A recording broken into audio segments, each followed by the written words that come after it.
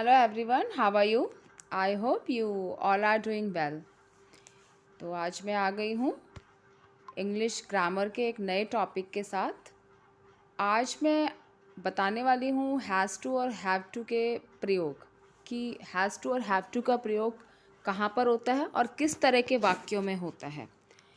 Has to और have to अगर हम बात करें तो ये फोर्स्ड एक्शन यानी कि थोपा हुआ एक्शन होता है। फोर्स्ड एक्शन के लिए इसका प्रयोग किया जाता है कि भाई वो काम करना बहुत ज़रूरी है, ठीक है। तो वहाँ पे हम हैज़ टू और हैव टू का प्रयोग करते हैं किसी भी फोर्स्ड एक्शन को दिखाने के लिए। ये देखिए, इसका मीनिंग दिया हुआ है। सबसे पहले मीनिंग इसका देख लेते हैं कि क्या दिया हुआ है। इसका मतलब है जब हमें कोई काम करना है तब उस काम को ये दिखाने के लिए कि वो काम करना ज़रूरी है, तब हम इसका प्रयोग करते हैं कि भाई फोर्स्ड है, करना ही करना है। तो वहाँ पे हम हैज़ टू और हैव टू का प्रयोग करते हैं, ठीक है। तो हैज़ टू का हम जो यूज़ करते हैं वो सिंगुलर सब्जेक्ट के साथ करते हैं और हैव टू का प्रयोग करते हैं वो प्लूरल सब्जेक्ट के साथ करते हैं, ठीक है। इसका स्ट्रक्चर देख लेते हैं। जो सिंपल स्टेटमेंट के लिए बनता है उसका स्ट्रक्चर भी मैंने लिख दिया है, तो स्ट्रक्चर को आप ध्यान से देखिए, ध्यानपूर्वक देखिए। सबसे पहले सब्जेक्ट आ जाएगा, फिर उसके बाद हैज़ या हैव और फिर टू लगाना बहुत ज़रूरी है। टू के बाद आएगा वर्ब का फर्स्ट फॉर्म या बेस फॉर्म ऑफ वर्ब, और उसके बाद आएगा ऑब्जेक्ट, ठीक है। सबसे पहले सब्जेक्ट, फिर हैज़ टू, हैव टू, फिर फर्स्ट फॉर्म ऑफ वर्ब या बेस फॉर्म ऑफ वर्ब, उसके बाद आ जाएगा ऑब्जेक्ट। ये इसका स्ट्रक्चर है सिंपल स्टेटमेंट के लिए। अब इसके एग्जाम्पल से ही आपको आराम से समझ में आ जाएगा कि किस तरह के वाक्यों में हैज़ टू हैव टू का प्रयोग होता है। सबसे पहले मुझे जाना है या मुझे जाना पड़ता है। मुझे जाना पड़ता है, ये इसका एग्जैक्ट हिंदी में होता है, मुझे जाना पड़ता है। तो इसको आप कैसे बोलेंगे? इसको आप बोलेंगे I have to go, I have to go. इसके बाद है तुम्हें खेलना पड़ता है। तुम्हें खेलना पड़ता है को कैसे बोलेंगे इंग्लिश में? You have to play, you have to play. फिर राधा को स्कूल जाना पड़ता है, इसको बोलेंगे Radha has to go to school, Radha has to go to school. ये सारे फोर्स्ड एक्शन हैं। अच्छा, नेगेटिव का देखिए, मैंने स्ट्रक्चर दिया हुआ है, मैंने लिख दिया इसका स्ट्रक्चर भी। सब्जेक्ट प्लस हैज़ नॉट या have not plus two plus base form of verb plus object. ये नेगेटिव का स्ट्रक्चर है, नेगेटिव का फॉर्मेशन है। एग्जाम्पल से और अच्छे से आपको समझ में आ जाएगा। पहला है रमेश को पढ़ना नहीं पड़ता है, Ramesh has not to read, Ramesh has not to read. फिर है राधा को दवा नहीं खानी पड़ती है, Radha has not to eat medicine, Radha has not to eat medicine. फिर है तुम्हें पत्र नहीं लिखना पड़ता है, इसको कैसे बोलेंगे इंग्लिश में? You have not to write a letter, you have not to write a letter.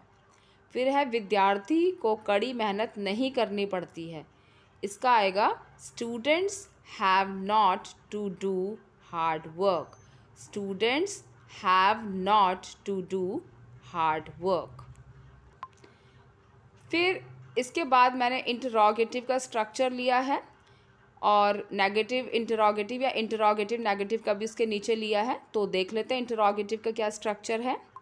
सबसे पहले हैज़ हैव आएगा, फिर उसके बाद सब्जेक्ट आएगा, फिर टू का प्रयोग किया जाता है, फिर टू के बाद बेस फॉर्म ऑफ वर्ब या फर्स्ट फॉर्म ऑफ वर्ब आप बोल सकते हैं, उसके बाद ऑब्जेक्ट, फिर क्वेश्चन मार्क ऑप्शनल है, लगा दे तो अच्छा है। इसके बाद इंटरोगेटिव नेगेटिव भी मैंने साथ में लिया है। इसका स्ट्रक्चर देख लेते हैं। सबसे पहले हैज़ और हैव आएगा, फिर सब्जेक्ट आएगा, फिर सब्जेक्ट के बाद नॉट आएगा, फिर उसके बाद टू आएगा, फिर बेस फॉर्म ऑफ वर्ब या फर्स्ट फॉर्म ऑफ वर्ब, फिर ऑब्जेक्ट और फिर क्वेश्चन मार्क। एग्जाम्पल्स देख लेते हैं इन सब के, इंटरोगेटिव के भी और इंटरोगेटिव नेगेटिव के भी। क्या रमेश को पढ़ना पड़ता है? Has Ramesh to read? Has Ramesh to read? क्या उसे बाज़ार नहीं जाना पड़ता है? ये इंटरोगेटिव नेगेटिव है। क्या उसे बाज़ार नहीं जाना पड़ता है?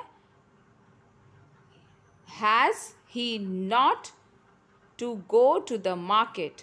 Has he not to go to the market?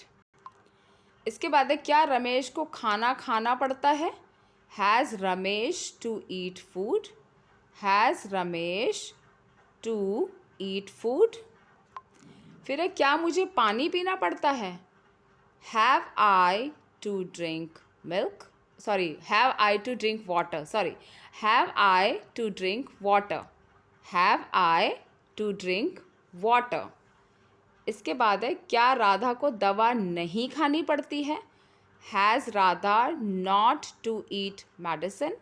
Has Radha not to take भी आप लिख सकते हैं और हैव भी लिख सकते हैं। जैसे has Radha not to take medicine, ये भी ठीक है। Has Radha not to eat medicine या has Radha not to take medicine? Has Radha not to take medicine? इसके बाद है, क्या तुम्हें पत्र लिखना है? Have you to write a letter? Have you to write a letter? क्या विद्यार्थी को कड़ी मेहनत करनी पड़ती है? Have students to do hard work? Have students to do hard work? क्या मुझे गरीबों की सेवा करनी पड़ती है?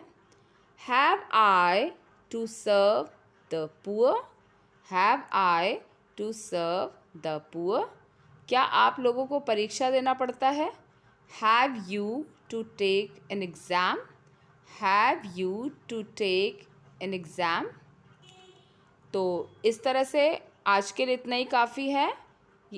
जो मैं आज पार्ट लेकर आई हूँ, जो मैं आज ग्रामर का टॉपिक लेके आई हूँ, उसको आप अच्छे से रिवाइज़ कीजिए। आई होप आपको ये आज का पसंद आया होगा टॉपिक।